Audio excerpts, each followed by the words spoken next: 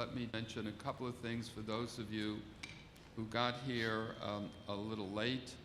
Our region received a total of $66.2 million in funding for 50 projects, including funding for many of our priority projects, mainly the Hunts Point Terminal Produce Market.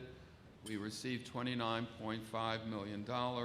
The Create in Harlem Development, $10 million, and New York City Seed Start, $500,000. And as I said earlier, the other projects are listed in detail in the material that you have. I indicated earlier in executive session that there were a couple of what I would consider game changes with respect to the interest and purview of this organization. And that is in December, the Mayor Bloomberg, announced that Cornell University and the Technion, a university in Israel, the Institute of Technology, had been selected for the Applied Science and Engineering campus at Roosevelt Island. Those of us who are close to this really understand that this will have a potentially profound impact on the availability of high-tech jobs and to work very closely with business and industry in this area with Cornell and the Technion. There are other projects in play with respect to this overall umbrella, and we expect some announcements shortly as to what other projects will be announced. Also, in his State of the State address, I mentioned that the governor announced plans to build the nation's largest convention center at the Aqueduct Racetrack, which will presumably replace the Javits, Jacob Javits Center. I indicated that we formed a new regulatory and legislative committee. It was headed by Steve Hindy, who worked very closely with the Writing Committee, chaired by Kathy Wild. We went through the process, listening to the Scoring Committee on the Recharge program, and this is still a work in progress, but again, I want to publicly thank the members of the council who worked so tirelessly on the Scoring Committee to get the job done to the point that we are today. At this point, I'd like to ask Irene Baker if she would come to the podium and make a presentation regarding general overview issues as we continue to move forward with the council schedule for 2012.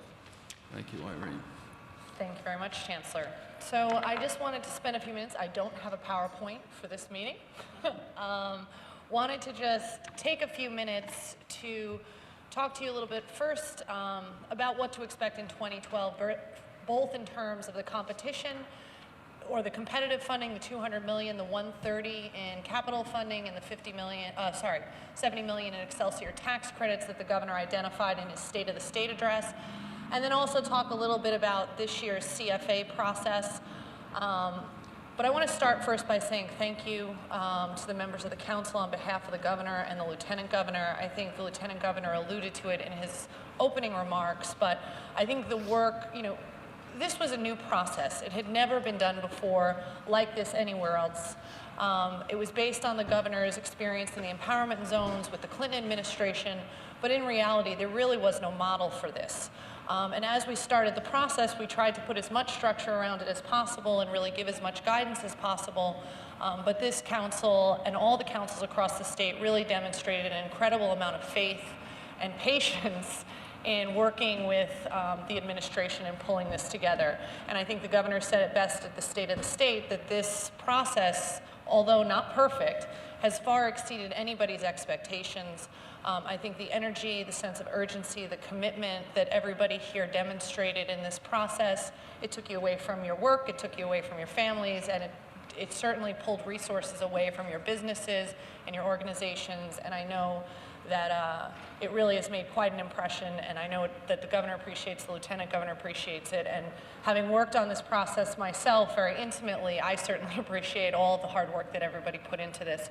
I think one of the things that, as the chancellor mentioned, that if there could have been 5 winners, this really would have been one of the councils that was, plans that would have been selected. It really was well thought out, well put together, and I think it's a great starting point. And as we start to talk about the 2012 competition and what that's going to look like, I think this is a great starting point, and one that was incredibly collaborative, and one that the scoring committee or the strategic plan review committee certainly made note of. I think New York City is a unique place. I'm a Queens native myself, and so I think Kathy rightly pointed out that there is a diversity here in New York City with the boroughs, the geography, the residents that doesn't exist anywhere else in the world. And so I think going forward, there's a lot of opportunity to put a little bit more specificity around the execution and really going forward. So the focus for 2012, I'm going to talk about this sort of in 2 tranches. One is in terms of the competitive dollars, the $200 million. The first year, I think we really needed a competition because you wanted to get people motivated and you wanted to, sort of get the juices flowing and get everybody at the table. Looking forward to 2012, the focus is not going to be as much on getting people engaged because you're engaged, but it's about building the momentum. And going forward, we're going to be focusing on implementation of the plans, implementation of the priority projects, and really looking at how, what progress has been made in implementing the strategies, and that really is going to be the focus going forward. In looking at how the competition will be structured, there hasn't been any firm decision made yet, and I think any input you have certainly on what that should look like and how the 130 in capital and the 70 million in Excelsior should be distributed or should be allocated would certainly be welcome. I think also going into the CFA process, so that's the first piece. I think ultimately what will be asked of this council is a modification of your strategies as you see fit, putting some additional specificity around some of the execution of those strategies, demonstrating the implementation, having an implementation agenda, and then ultimately, I would say closer to the end of the year, providing a progress report to the state on how the execution of the plan has gone forward. In addition, because there's going to be additional allocations, we'll need another list of priority projects. So if that means you want additional funding for existing priority projects, or there are other projects that have come up, certainly we want to make sure that we get a, same way we did this year with the transition, the transformative projects, we're going to need to get recommendations from this council as to what projects it recommends for the 2012 cycle. In addition, this year, I think the council will have a lot more input. I think we're going to have a lot more dialogue with the council about how we're actually going to make the funding decisions. I think the competition also created a situation where there wasn't as much dialogue between the regions or amongst the agencies and the council as we would have liked, and I think we want to improve on that going forward and be able to dialogue with the councils a little bit more about how we do the ultimate funding. In terms of the CFA, I think, looking back at the process, somebody accused me of being too apologetic about the CFA process. I think looking back, it really was an incredible accomplishment to pull together 29 programs and 10 different agencies, but there's always room for improvement. What we're looking at now is what programs should remain within the CFA. I think some fit very well. Others did not fit as well in the regional council model. So we're going to be looking forward to really try and see which of these programs should remain in the CFA program. That's the first thing that we're looking at. So obviously we've gotten an incredible amount of feedback from the councils, both members, work groups, as to how the CFA worked, members of the public, and we're going to continue to solicit that feedback. So we're looking now at the programs. We hope to make an announcement in terms of time frame very quickly. We expect at least one additional round of CFA funding this year. We hope to do it, it will likely be after the budget passes. So I would expect it to be sometime in the spring, but we're working on the timeline now, so don't quote me on that. But we expect that there will be a timeline that comes out, so you'll be able to provide some predictability. I think one of the important things about the council and what we're doing is to provide some predictability and structure around how the state is going to be allocating its funding. So I think in this round, we hope to be able to let you know exactly what programs will be included in the CFA, when the CFA will go live, have additional time for applicants to actually submit their applications. More importantly, for this group, to have more time for you to review and score the applications. We also want to do, I think this goes to the point made earlier about recharge, is we want to do more outreach, both to the members of the public and the business community, but also working with the regional council members. Last year, the solicitation was launched in September. We ended up doing a series of interagency outreach sessions across the state. We think they were very well attended. Hundreds of people came to them. But we needed to do them sooner. And I think this time around, we want to do education going into the solicitation. We want to do education coming out of, immediately post-solicitation. And then we want to make sure we spend a little bit more time with the members of the council talking about the programs, talking about what the requirements are, and making sure that you do the outreach into your constituency so it is members of the business community that are benefiting as well as not-for-profits from these programs. So I think that's going to be another big piece of it. Again, we expect to make the announcement as to when that solicitation will go out so that you can give people a heads up well in advance. It won't be, here's the solicitation, we'll let you know in advance. Obviously, again, these are existing programs dependent on the passage of the budget. So we expect it to be sometime in the spring, but we will let you know that as quickly as possible. Last but not least, I do want to touch on the statewide chairman's committee, which, as the Lieutenant Governor and the Chancellor mentioned, is meeting on Monday the 13th. I think one of the things that the competition did, it really got people engaged, but what it didn't do was encourage collaboration. We had intensely competitive people working incredibly hard on this project, and I think what we need to focus on now, and part of the charge of the statewide chairman's committee, is to identify opportunities for collaboration. I think the New York City Council did this incredibly well with the Hunts Point Market being the focus of its plan, in that it took into account a priority project that actually will have a statewide impact. We want to build on successes like that. We want to bring those sorts of things to the statewide chairman's committee, start to look at what other kind of reforms are necessary to make New York State open for business. So we're looking forward to that opportunity. We're looking forward to sitting down. We've taken all of the recommendations that have come in from almost all of the councils, working with the administration, are now kind of going through those and seeing what action has already been taken. Many of it, because we had the opportunity to have the strategic plans come in advance of the state of the state. I think a lot of the priorities of the councils is reflected in both the state of the state and the budget. And we're going to continue to have the state agencies working with the councils to identify opportunities to improve the climate. So that's my kind of overview. Again, per usual, your patience is appreciated as we put a little bit more meat on the bone here, but we're looking forward to continuing to work with you. And again, continue to identify the priorities. It's not an end game. I think there's going to be a lot of more flexibility we plan to have in the CFA. One thing I forgot to mention, we do plan to have a process. We're asking each of the regional councils to identify an executive committee.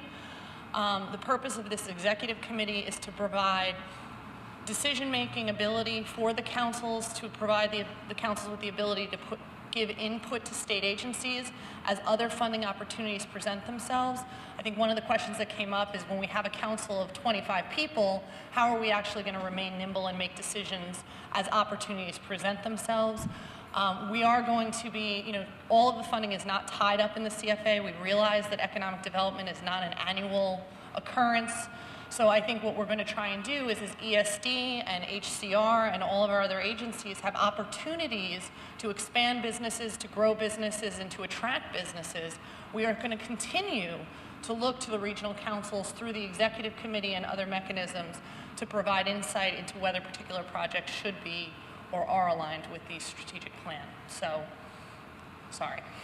Okay? That's great. Any thank questions? you very much. Irene, let me ask the first question. On the executive committee, are you going to put together governance recommendations on how the executive committee would operate? For example, oftentimes it's very hard to get a full council together on short notice, and an executive committee could be brought to bear on a problem in a much more nimble fashion, and I assume you will embed some of this into some governance recommendations. Exactly. Similar to last year, we will put out a guidebook that kind of, as this process has evolved, I think the governance structure will continue to evolve, and we hope to be able to put out some of that guidance in very short order, including how the executive committee would function and what its role would be. Being an ESD, we've come up with a draft proposal, and really it would be as projects present themselves, because Excelsior and some of the other economic transformation dollars that exist for upstate communities, a lot of that's an ongoing process. They're not going to be part of the CFA necessarily, so we want to provide the opportunity for the council to give some input into those decisions as well.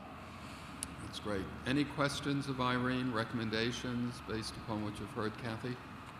I'm just wondering, the focus that both you mentioned, the focus on implementation, and Bruce Patz raised that with us.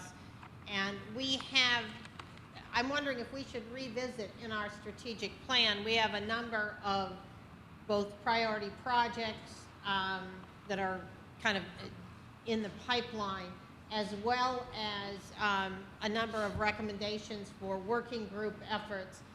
I feel like this is probably too large a setting in which to figure that out, but I think we need to look at both those if we're going to follow up on the recommendations, the feedback that we got, and figure out how we're going to organize around that. And so I would say that parallel with looking at the governance from an executive committee standpoint, we ought to be looking back at our plan and figuring out how are we going to address projects. Do we want to bring them in for presentations? How do we want to do that? And how are we going to address the task force issues we raised, like the MWBE stuff, and put that in place? Yep, and I think that's right, and that's what a lot of council are doing is, one, tracking mechanisms for the priority projects that relate back to the strategies, developing an implementation agenda, and we have templates that we can provide to the council about how sort of to present that, what the strategic plan scoring committee, or however we end up having it look at the end of 2012, what they'll be looking for in terms of progress reports. Because this is a conversation I've had with the folks at ESD, is every project is different. Hunts Point is going to proceed at a very different rate and with a very different momentum than the Beaver Meadow residential community in the North Country. So there's a lot of differentiation in the types of projects, what's shovel ready, what's not. So I think putting, as you've said, developing an implementation agenda and working as in smaller work groups to develop the implementation agenda and track progress of the priority projects is the right way to do it. Do we have a calendar for the meetings of the council this year? You'll have it by Monday. We'll make sure we have so basically we certainly anticipate once we have the schedule of the CFA set and we know exactly when those dates will be, we're going to recommend a certain number of meetings to address certain milestones, but otherwise the council can meet as often as it deems necessary, the executive committee. There will be a handful of meetings just to make sure we're tracking certain milestones, but other than that, it's certainly not going to be nearly as prescriptive as it was in the first round when we had to get so much done in such a short period of time. I want to be very sensitive to not over-parameterizing meetings. All of you are very busy people, and having too many meetings, I think, would be cruel and unusual punishment. But we do need to pick up on what Kathy just said and what I mentioned earlier about the implementation tasks that we already have outlined in our plan really has to be looked at fairly quickly, and we're going to need to find a mechanism to do that, perhaps with a smaller group of people that are willing to, get into the weeds on this. And I'll get back to you very quickly on that. Okay, any other questions of Irene? Irene, thank you Very welcome. as well. Let me, before we close our business, I'd like to acknowledge the president of Borough of Manhattan Community College, who is our host today. And where are you, Tony? Tony, thank you very much for your graciousness and your staff support. Always want to thank our Lieutenant Governor for chairing the meeting. I don't know how you do it, getting to all of these 10 regions and still staying fit, but you do. I also want to notice that at your seats, there is a calendar called The Unforgiving Economy that was supported by the New York Times and J.P. Morgan in working with CUNY.